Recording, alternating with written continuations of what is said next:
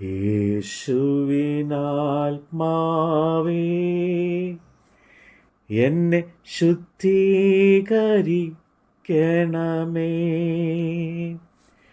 യേശുവിൻ ശരീരമേ എന്നെ രക്ഷിച്ചരുളണമേ.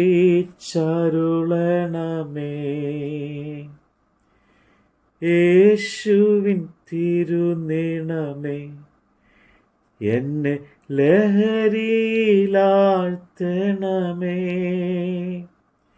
യേശുവിൻ കൃത്തട ജലമേ എന്നെ നിത്യം കഴുകണമേ. യേശുവിനാത്മാവേ എന്നെ ശുദ്ധീകരിക്കണമേ. യേശുവിൻ ശരീരമേ എന്നെ രക്ഷിച്ചരുളണമേ. അപ്പോസ്തല പ്രവൃത്തികൾ അധ്യായം 9. ശൗൽ കർത്താവിൻ്റെ ശിഷ്യന്മാരുടെ നേരെ ഭീഷണി കൊലയും നിശ്വസിച്ചുകൊണ്ട് മഹാപുരോഹിതൻ്റെ അടുക്കൽ ചെന്നു. ദമസ്കോസിൽ ഈ മാർഗ്ഗക്കാരായ വല്ല പുരുഷന്മാരെയോ സ്ത്രീകളെയോ കണ്ടാൽ അവരെ പിടിച്ചുകെട്ടി യെരൂശലേമിലേക്ക് കൊണ്ടുവരത്തക്കവണ്ണം അവിടുത്തെ പള്ളികൾക്ക് അവനോട് അധികാരപത്രം വാങ്ങി. അവൻ പ്രയാണം ചെയ്ത് ദമസ്കോസിലേക്ക് സമീപിച്ചപ്പോൾ പെട്ടെന്ന് ആകാശത്തു നിന്നൊരു വെളിച്ചം അവൻ്റെ ചുറ്റും മിന്നി. അവൻ നിലത്ത് വീണു. ശൗലേ, ശൗലേ, നീ എന്നെ ഉപദ്രവിക്കുന്നത് എന്ത് എന്ന് തന്നോട് പറയുന്ന ഒരു ശബ്ദം കേട്ടു. നീ ആരാകുന്നു കർത്താവേ എന്ന് അവൻ ചോദിച്ചതിന്, നീ ഉപദ്രവിക്കുന്ന യേശു ആകുന്നു ഞാൻ. നീ എഴുന്നേറ്റ് പട്ടണത്തിലേക്ക് ചെല്ലുക. നീ ചെയ്യേണ്ടത് അവിടെ വെച്ച് നിന്നോട് പറയുമെന്ന് അവൻ പറഞ്ഞു. അവനോടുകൂടെ പ്രയാണം ചെയ്ത പുരുഷന്മാർ ശബ്ദം കേട്ടു, എങ്കിലും ആരെയും കാണാതെ മരവിച്ചു നിന്നു. ശൗൽ നിലത്ത് നിന്ന് എഴുന്നേറ്റ് കണ്ണ് തുറന്നാരെ ഒന്നും കണ്ടില്ല. അവർ അവനെ കൈക്ക് പിടിച്ച് ദമസ്കോസിൽ കൂട്ടിക്കൊണ്ടുപോയി. അവൻ 3 ദിവസം കണ്ണു കാണാതെയും തിന്നുകയോ കുടിക്കുകയോ ചെയ്യാതെയും ഇരുന്നു. എന്നാൽ അനന്യാസ് എന്നൊരു ശിഷ്യൻ ദമസ്കോസിൽ ഉണ്ടായിരുന്നു. അവനെ കർത്താവ് ഒരു ദർശനത്തിൽ അനന്യാസേ എന്ന് വിളിച്ചു.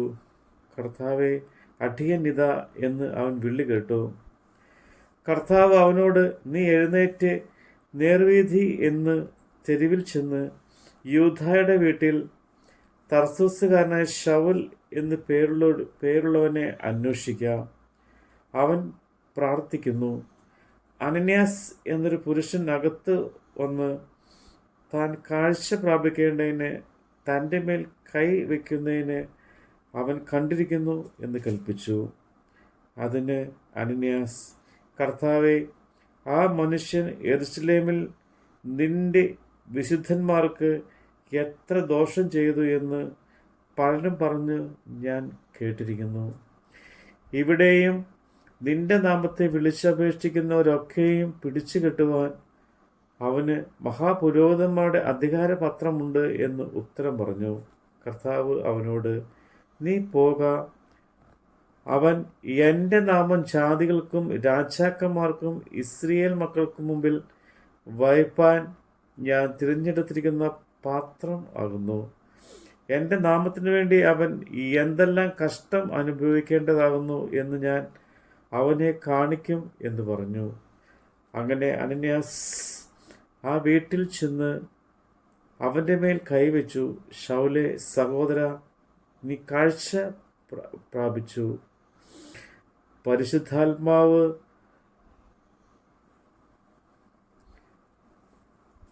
പരിശുദ്ധാത്മാവ് പൂർണ്ണൻ ആകേണ്ടതിന് നീ വന്ന വഴിയിൽ നിനക്ക് പ്രത്യക്ഷനായ യേശു എന്ന കർത്താവ് എന്നെ അയച്ചിരിക്കുന്നു എന്ന് പറഞ്ഞു.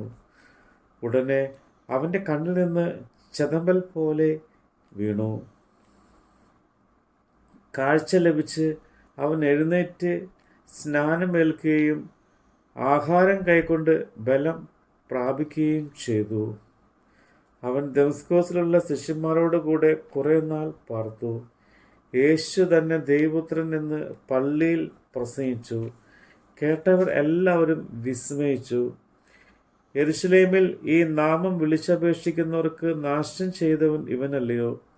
ഇവിടെയും അവരെ പിടിച്ചുകെട്ടി മഹാപുരോഹിതന്മാരെ അടുക്കൽ കൊണ്ടുപോകുവാനല്ലോ വന്നത് എന്ന് പറഞ്ഞു.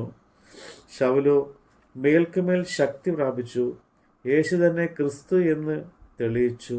ദമസ്കോസിൽ പാർക്കുന്ന യഹൂദന്മാരെ മിണ്ടാതാക്കി.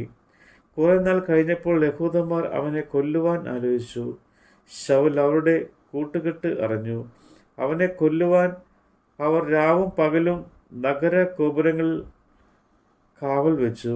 എന്നാൽ അവൻ്റെ ശിഷ്യന്മാർ രാത്രിയിൽ അവനെ ഒരു കുട്ടയിലാക്കി മതിൽ വഴിയായി ഇറക്കി വിട്ടു. അവൻ യെരുശലേമിൽ എത്തിയാറെ ശിഷ്യന്മാരോട് ചേരുവാൻ ശ്രമിച്ചു. എന്നാൽ അവൻ ഒരു ശിഷ്യൻ എന്ന് വിശ്വസിക്കാതെ എല്ലാവരും അവനെ പേടിച്ചു. ബർന്നബാസോ അവനെ കൂട്ടി അപ്പോസ്തലന്മാരുടെ അടുക്കൽ കൊണ്ടുചെന്നു. അവൻ വഴിയിൽ വെച്ച് കർത്താവിനെ കണ്ടതും കർത്താവ് അവനോട് സംസാരിച്ചതും ദമസ്കോസിൽ അവൻ യേശുവിൻ്റെ നാമത്തിൽ പ്രാഗൽഭ്യത്തോടെ പ്രസംഗിച്ചതുമെല്ലാം അവരോട് വിവരിച്ചു പറഞ്ഞു. പിന്നെ അവൻ യെരുശലേമിൽ അവരുമായി പെരുമാറുകയും കർത്താവിൻ്റെ നാമത്തിൽ പ്രാഗൽഭ്യത്തോടെ പ്രസംഗിക്കുകയും ചെയ്തു വന്നു. യവന ഭാഷക്കാരനായ യഹൂദന്മാരോടും അവൻ സംഭാഷിച്ച് തർക്കിച്ചു. അവരോ അവനെ കൊല്ലുവാൻ വട്ടം കൂടി.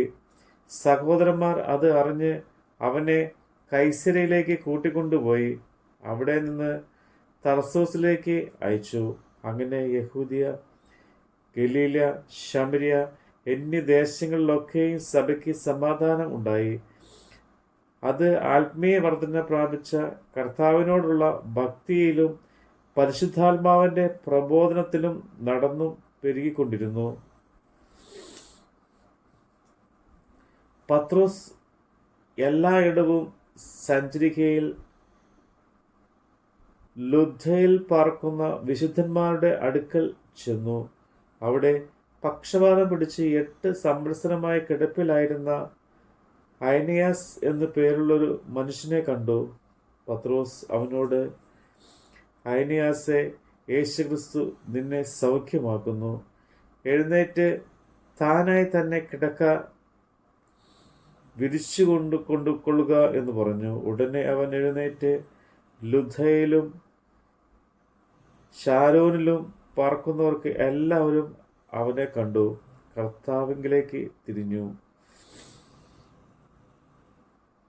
യോപ്പയിൽ പേട്ടമാൻ എന്നർത്ഥമുള്ള തബീത എന്നു പേരുള്ളൊരു ശിഷ്യ ഉണ്ടായിരുന്നു. അവൾ വളരെ സൽപ്രവൃത്തികളും ധർമ്മങ്ങളും ചെയ്തു പോന്നവളായിരുന്നു. അക്കാലത്ത് അവൾ ദീനം പിടിച്ച് മരിച്ചു. അവർ അവളെ കുളിപ്പിച്ച് ഒരു മാളിക മുറിയിൽ കിടത്തി. ലുദ്ദ യോപ്പയ്ക്ക് സമീപമാകിയാൽ പത്രോസ് അവിടെ ഉണ്ടെന്ന് ശിഷ്യന്മാർ കേട്ടു. നീ താമസിക്കാതെ ഞങ്ങളുടെ അടുക്കലോളം വരണമെന്ന് അപേക്ഷിപ്പാൻ 2 ആളെ അവൻ്റെ അടുക്കൽ അയച്ചു. പത്രോസ് എഴുന്നേറ്റ് അവരോടുകൂടെ ചെന്നു. എത്തിയപ്പോൾ അവർ അവനെ മാളിക മുറിയിൽ കൊണ്ടുപോയി. അവിടെ വിധവമാർ എല്ലാവരും കരഞ്ഞുകൊണ്ടും തബീത തങ്ങളോടുകൂടെ ഉള്ളപ്പോൾ ഉണ്ടാക്കിയ കുപ്പായങ്ങളും ഉടുപ്പുകളും കാണിച്ചുകൊണ്ടും അവൻ്റെ ചുറ്റും നിന്നു. പത്രോസ് അവരൊക്കെയും പുറത്തിറക്കി മുട്ടുകുത്തി പ്രാർത്ഥിച്ചു. ശവത്തിൻ്റെ നേരെ തിരിഞ്ഞു. തബീതയെ എഴുന്നേൽക്കുക എന്ന് പറഞ്ഞു. അവൾ കണ്ണു തുറന്നു. പത്രോസിനെ കണ്ട് എഴുന്നേറ്റ് ഇരുന്നു. അവൻ കൈ കൊടുത്ത് അവളെ എഴുന്നേൽപ്പിച്ചു. വിശുദ്ധന്മാരെയും വിധവമാരെയും വിളിച്ച് അവളെ ജീവനുള്ളവളാക്കി അവരുടെ മുമ്പിൽ നിർത്തി.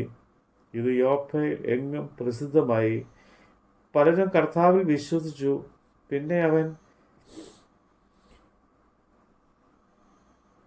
തോൽക്കൊല്ലനായ ശീമോൻ എന്ന ഒരുത്തനോടുകൂടെ വളരെ നാൾ യോപ്പയിൽ പാർത്തു. നമ്മുടെ കർത്താവിൻ്റെ വചനമാണ് നമ്മൾ കേട്ടത്.